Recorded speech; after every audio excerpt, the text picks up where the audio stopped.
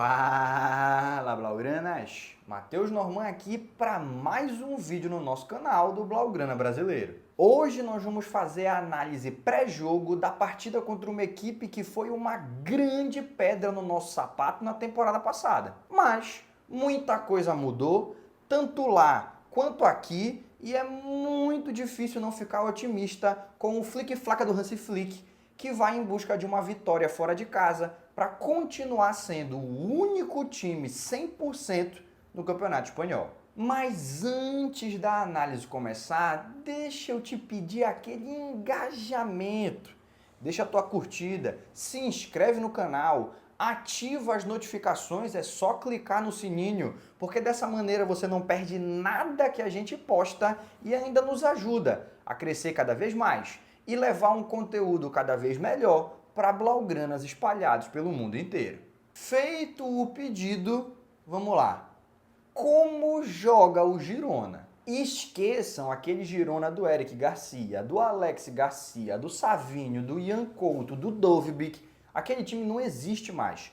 Todos esses grandes expoentes que conseguiram um mais do que honroso terceiro lugar foram negociados. Chegaram alguns reforços, mas nenhum do mesmo nível daqueles que saíram. Ficaram alguns coadjuvantes, mas não está sendo o suficiente para que o time mantenha aquela pegada que na temporada 23-24 fez com que o mundo inteiro se impressionasse com a maneira que jogava uma pequena equipe da Catalunha. No quesito resultado, o Girona não está assim tão mal. São 7 pontos em 4 rodadas, o time está na 5ª posição e levando em consideração o tanto que ele perdeu de destaques de uma temporada para outra, é natural que oscile, principalmente no começo da temporada que estamos vivendo. O problema mesmo é o nível de desempenho, que hoje é muito abaixo se a gente comparar com aquela equipe que deixou o Barcelona do Xavi zonzo, tanto no turno quanto no retorno de La Liga. É muito evidente que o técnico Michel, que alguns gostam de chamar de Mitchell, ainda está buscando a melhor formação. E falando em formação, até isso é diferente. Aquele 3-4-2-1 que a gente viu na última temporada, com 2 alas e 2 meias que se alternavam entre quem criava por dentro e quem abria nas pontas, foi substituído por um 4-3-3 clássico, nos moldes lançados pelo próprio Barcelona, o irmão mais velho, o irmão mais rico, o irmão mais poderoso do pequeno time catalão de Girona. Hoje a equipe tem 2 pontas que são canhotos, o Tsigankov, que joga pela ponta direita com o pé invertido, e o Bryan Gil, que joga pela ponta esquerda com o que alguns chamam de pé certo, mas ambos são jogadores que costumam mais buscar as jogadas na diagonal para tentar a finalização do que ir no fundo para buscar a assistência. A linha de fundo é muito visitada pelos laterais, mas os pontas gostam de pisar na área para buscar eles próprios fazerem os gols. E entre esses laterais tem um que a gente conhece muito bem e infelizmente conhece muito bem, que é o Miguel Gutiérrez, que tanto no jogo em Montjuic quanto na partida em Montilivi foi um dos grandes destaques do jogo. É aquele lateral que se destaca mais com a bola no pé, ofensivamente, do que precisando marcar os adversários, dando aquela ajuda defensiva. Mas eu vou te falar que nessa temporada ele não está conseguindo nem ser efetivo no ataque e nem contribuir muito na defesa.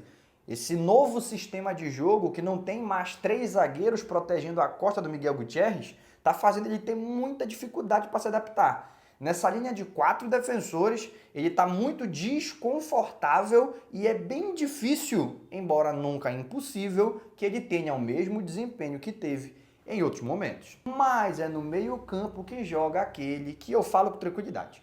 Mas eu falo sem nenhum tipo de preocupação.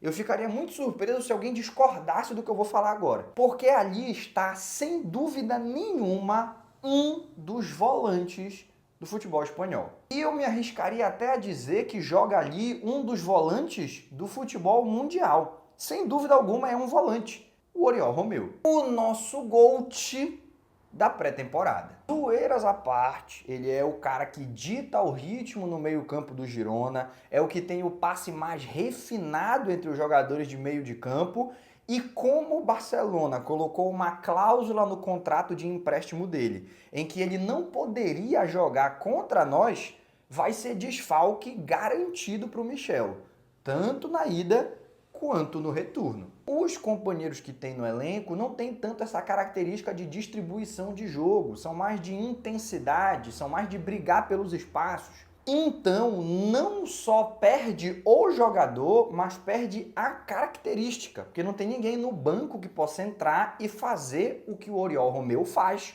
nesse sistema que o Mitchell escolheu jogar. Inclusive, um dos companheiros de meio campo dele, que é o Yangel Herrera, é dúvida para o jogo de domingo, porque está tentando, lutando contra o tempo para se recuperar de uma lesão, e quem sabe a gente não veja em campo o conhecido Donny van de Beek, que explodiu naquele Ajax em 2019, foi contratado pelo Manchester United a peso de ouro, não funcionou lá e nem em nenhum dos lugares em que ele foi emprestado para tentar se recuperar. No próprio Girona, ele ainda não ganhou tanto assim a confiança do técnico, foi uma aposta no escuro, é uma última tentativa que estão fazendo com o holandês. E se ele for titular é por conta dos desfalques, porque a posição mesmo ele não ganhou. Então talvez seja até um choque de realidade para o torcedor que conheceu o Donny van de Beek no Ajax, ver ele jogando pelo Girona e perceber que ele não tem mais aquela capacidade, nem técnica e nem física,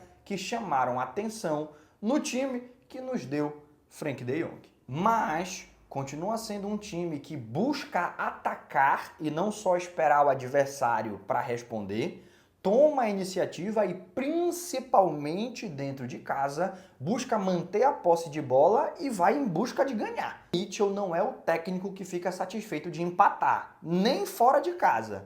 Em Montilivi, a tendência é que seja um jogo aberto, com muitos espaços. Resumindo, o treinador não perdeu a sua coragem, mas perdeu muitos dos seus destaques. Então a gente vai encontrar um Girona muito mais frágil do que nós enfrentamos na temporada passada. Ao mesmo tempo, isso aí eu não preciso nem te falar, é um Barcelona muito diferente, um Barcelona muito melhor, um Barcelona muito mais intenso, um Barcelona muito mais corajoso. Portanto, que a gente pode esperar uma partida de muitos espaços, de muitos confrontos um contra um, ninguém se escondendo da responsabilidade de buscar os 3 pontos e que as individualidades vão acabar sendo decisivas. E falando em individualidades, olha só essa lista que eu vou lançar agora. Famosa lista do top 3 dos caras. Sem zoeira nenhuma, o Oriol Romeu merecia e estaria nessa lista, mas como por questões contratuais ele não vai jogar, são outros 3 jogadores que vão estar aqui. O primeiro deles, o terceiro colocado nesse top 3, é o lateral esquerdo Miguel Gutierrez. Já falamos dele um pouco mais cedo no vídeo, você lembra dele por conta do desempenho na temporada passada.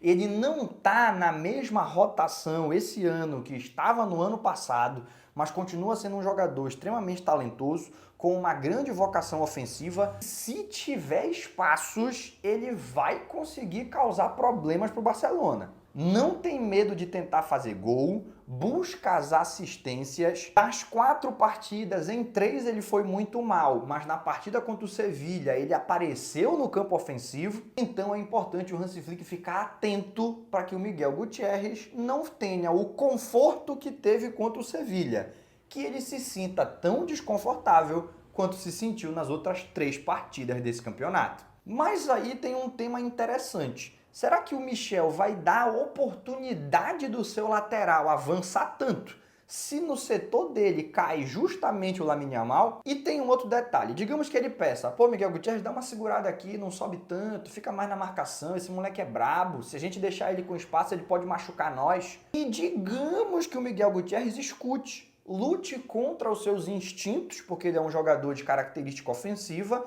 e fique lá focado mais na marcação do Yamal. Digamos que tudo isso aconteça. Será que um jogador que é conhecido por ajudar no ataque e ter muitas dificuldades na defesa vai conseguir marcar justo o Lamine Yamal, que quando pega os melhores marcadores do mundo faz parecer uma criança de 15 anos? Domingo nós saberemos. Segundo lugar, é o goleiro Gazzaniga. Mais um jogador que chamou muita atenção na temporada passada, mas que nessa temporada tá devendo. Conseguiu não ser vazado em 2 partidas, mas contra o Real Betis e principalmente contra o Atlético de Madrid, ele mostrou muita insegurança, tanto na saída de bola, que foi uma característica que ele demonstrou na temporada passada, e principalmente fazendo a cobertura nas costas da defesa quando o adversário tentava um lançamento longo. Hoje em dia, todo time que tem a linha defensiva um pouco mais adiantada, conta que o goleiro vai conseguir cobrir bem e impedir que todo chutão vire um lance perigoso. O Gazzaniga está fazendo o contrário, ele tem tomado muitas decisões equivocadas de quando ele tem que sair da área para interferir e quando ele deve ficar na área para esperar. Claro, ele tem um crédito gigante que ele construiu na temporada passada, por isso ele vai continuar sendo titular indiscutível, a gente sabe o potencial que ele ainda continua fazendo defesas importantes quando ele precisa atuar nos reflexos, que é uma das suas principais características. Tudo isso ele está aqui nesse top 3, mas vamos deixar esse asterisco, que a gente não sabe se no domingo nós vamos encontrar o Gazzaniga de 23-24, que se destacou tanto, ou o Gazzaniga do mês de agosto, que ficou marcado pela irregularidade. Eu, pessoalmente, espero que piore e que ele tenha uma partida tenebrosa no jogo contra o Barcelona. E você escuta o terceiro e o segundo colocado do top 3 e você pergunta, aí você me pergunta, pô Norman, top 3 dos caras, já foi o terceiro e o segundo, e tu só tá dizendo que os caras estão em má fase? Que top 3 é esse, irmão? Eu te respondo, calma, chocolate branco. Esses dois estão aqui por serviços prestados, mas o que eu vou falar agora, o top 1 é 100% fase. Em primeiro lugar, o Bryan Gil, ponta, canhoto, joga pelo lado esquerdo. Com a camisa de outros clubes, não conseguiu se destacar. O Sevilla ele teve só 9 participações em 45 jogos.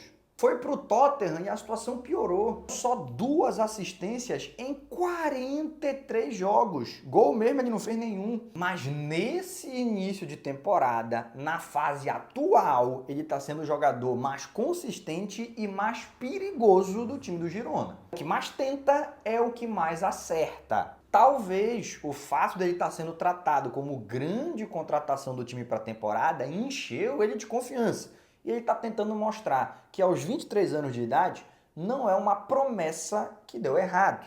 É um jogador que demorou a madurar, mas que a partir de agora vai mostrar que o talento que tinha na base ainda existe agora no profissional. Esse tipo de jogador é justamente nos jogos grandes que ele entra mais motivado. Mas pro azar do Bryan Gil, ele vai cair justamente pelo lado do Jules Koundé, que já há muito tempo é o lateral com o desempenho defensivo mais significativo do futebol mundial. Não tem ninguém nesses últimos meses de futebol, desde a Eurocopa até o presente momento, que esteja defendendo melhor que o Jules Koundé pelas laterais. Vai ter que tomar cuidado, mas eu confio que nesse embate o francês vai levar vantagem, como já fez com outros grandes pontas que precisou marcar, com a camisa do Barça e com a camisa da seleção francesa. Mas se entrar com salto alto, o Bryan Gil é perigoso. Então, olho nele. Como você percebeu, nenhuma das individualidades que apareceram nesse top 3 é chamativo o suficiente para causar inveja no time do Barça. O torcedor não escutou nenhum desses nomes e ficou pensando, caramba, seria bacana se ele jogasse por nós. Mas, no esquema do técnico Michel, eles são figuras-chave. E falando em chave, tá na hora delas. As 5 chaves para a vitória. Essa é a parte do vídeo em que a gente aponta os 5 pontos cruciais que o Barcelona precisa focar para poder sair com uma vitória tranquila dentro da partida. E a primeira delas é controlar a posse de bola. O futebol espanhol tem uma especificidade onde até o lanterna do campeonato costuma tentar manter a posse de bola para poder implementar o seu ritmo de jogo. O Michel é desses, ele é corajoso e mesmo batendo de frente contra uma equipe muito mais forte, ele está disposto a tentar brigar pela posse de bola para garantir que a partida aconteça no seu ritmo. Na partida que aconteceu em Montjuïc, temporada passada, ele baixou um pouco as linhas e saiu no contra-ataque pelas alas.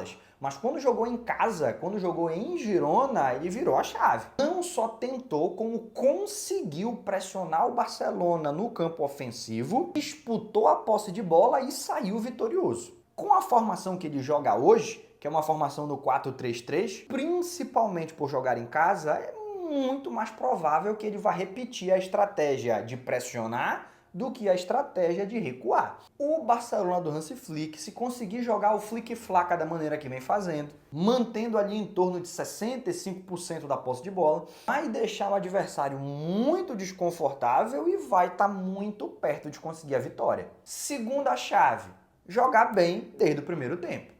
É muito evidente que é algo que o Flick vem tentando e que dentro de casa ele já está conseguindo. Mas nos 2 jogos que o Barcelona fez longe dos seus domínios, o primeiro tempo foi mais favorável para o adversário do que para a equipe blaugrana. No segundo tempo, o adversário que tinha dado 200% nos primeiros 45 minutos morre em campo, o Barça toma o controle e consegue a vitória. Mas contra um adversário que tenha um técnico melhor e que tenha boas opções entre os jogadores para segurar o resultado, jogar só os últimos 45 minutos talvez não seja o suficiente para conseguir 3 pontos.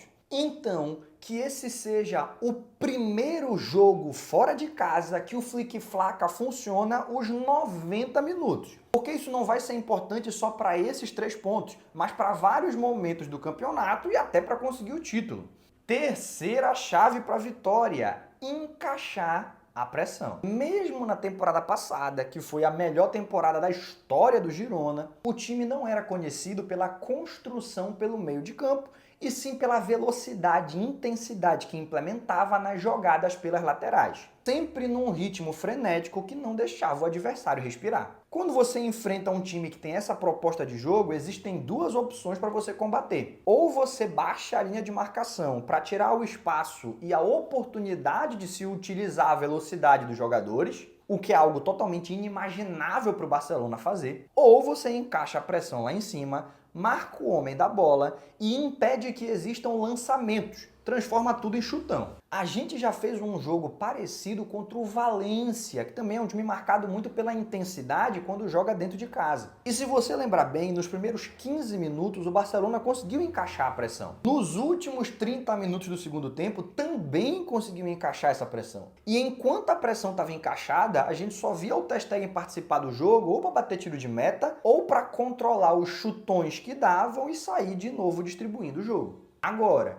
nos últimos 30 minutos do primeiro tempo e nos primeiros 15 do segundo, essa pressão não estava bem encaixada e tanto o Cubarsí quanto o Íñigo Martínez, principalmente o Íñigo Martínez, acho que a gente pode falar isso, estavam sofrendo muito com a velocidade do Hugo Duro. É verdade que o atacante do Valência é bem melhor, mais físico e mais perigoso do que o Abel Ruiz, que é o atacante do Girona, mas se essa saída em velocidade acontecer pelas pontas, o Bryan Gil e o Tsigankov são muito mais perigosos do que os jogadores de lado de campo do Valência. Então, se a gente não quiser passar sufoco a maior parte da partida, é interessante conseguir encaixar essa pressão lá em cima, que é um objetivo que o Hansi Flick tem, mesmo quando o adversário não exige, e que dessa vez não vai ser diferente. Quarta chave: bom desempenho defensivo dos nossos laterais.